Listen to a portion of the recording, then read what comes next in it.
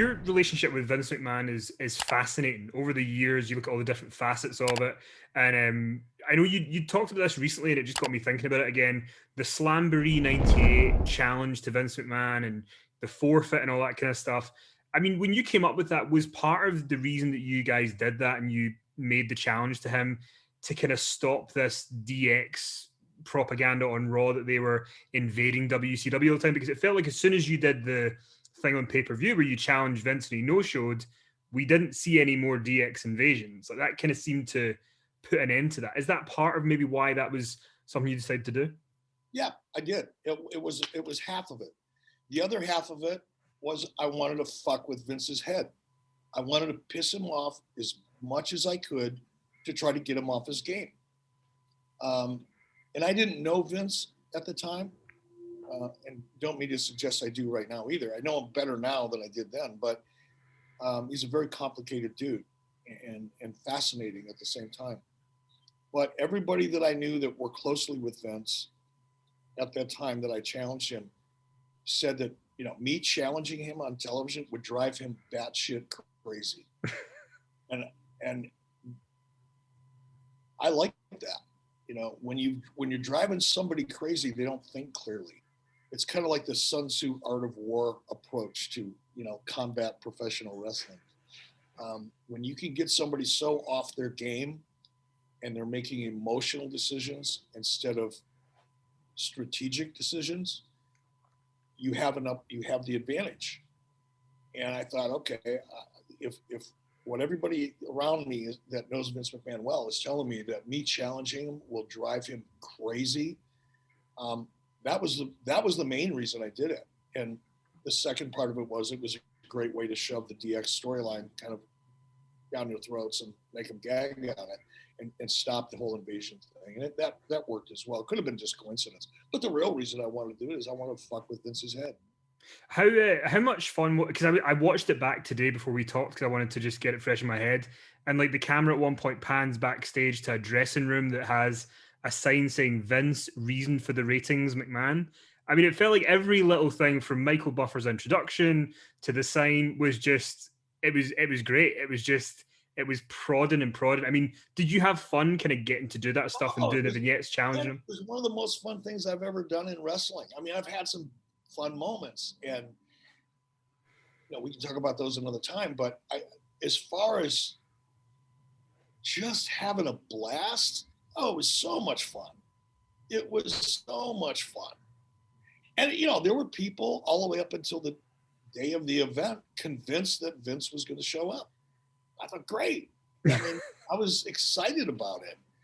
I even went so far as, because it got fairly serious, you know, the morning before the pay-per-view, you know, my head of security came and said, okay, boss, what should we do if he shows up? I said, show him to his fucking dressing room. That's what you do. What else would you do? To make him wait outside in the parking lot? No, let's have a dressing room for him. Let's make sure there's enough room for, he's going to probably bring a couple people with him, staff and whatever. Let's make sure there's plenty of room. Make sure there's refreshments in their dressing room. You know, treat him like you would treat anybody else. Just show him what his dressing room was.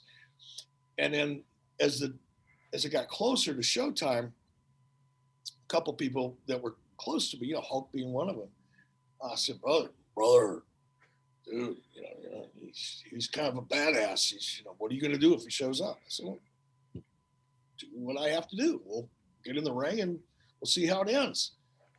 And at one point, Doug Dillinger had a security came in. He goes, well, and nobody wanted to say to me, hey, what if it kicks your ass, right? But like, that's what they were thinking.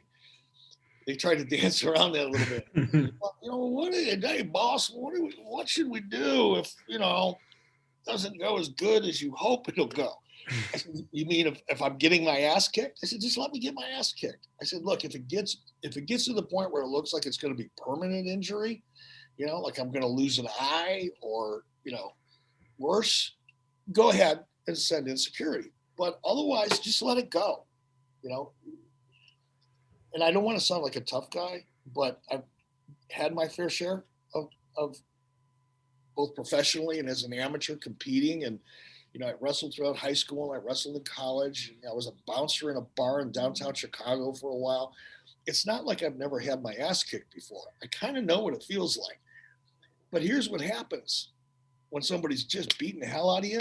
They get pretty tired pretty quick. So as long as you can just endure it, kind of cover up as best you can and just let them punch themselves out, eventually they got to quit. So I said, as long as it doesn't look like it's going to be permanent injury, just let it go. And then Big Show came up to me and go, boss. And I wasn't really, we got along well, don't get me wrong, but I wasn't like close friends with Paul White. But Paul said, boss, you want me to be kind of standing by? I said, no, Paul, we're good. We're good. You can kind of hang around the curtain, and like I told Doug Dillinger, if it looks like it's going to be permanent, feel free to step in and stop it. But otherwise, just let it go. Just let it go. Well, I just wanted to ask you one more thing about Vince. There was, when you went to WWE, yeah, you guys interacted on screen, but there was never really the Vince Eric Bischoff on screen feud. And even though you guys aren't wrestlers, it did feel like there was money left on the table, that there could be something there. Do you think that is something that would have worked had there been the right creative idea for you guys to either manage somebody against each other, or something where we would have got to see the two of you kind of go at it on the mic more? Yes, there was money left on the table. I think it would have been a great opportunity. I think the reason it didn't happen was largely because of me. I had let myself go physically. I wasn't working out. I was pretty decent shape, I guess, going back and looking at it. I didn't look horrible on television, but I hadn't really worked out in a couple of years by that point. I was no longer kickboxing. I wasn't really doing anything physically. I'd jog every once in a while and hit the gym and lift weights, a couple times a year, for a month or two. But as far as, staying in shape and being active, I really wasn't. And, I'm guessing, I don't know, Vince and I had never had a conversation about this, but had I been in better physical condition, which would have made it more believable, a story between Vince, because at the same time, I was letting myself go by not working out, not training. Vince was like on the cover of Muscle and Fitness magazine. He looked like $1 million. I look like a 50-year-old has-been. So I just don't think the timing was right. Had it been 20 years earlier, 15 years earlier, or even 10 years earlier, I think it would have probably been pretty good. But I just think in Vince's mind, it didn't visually make any sense.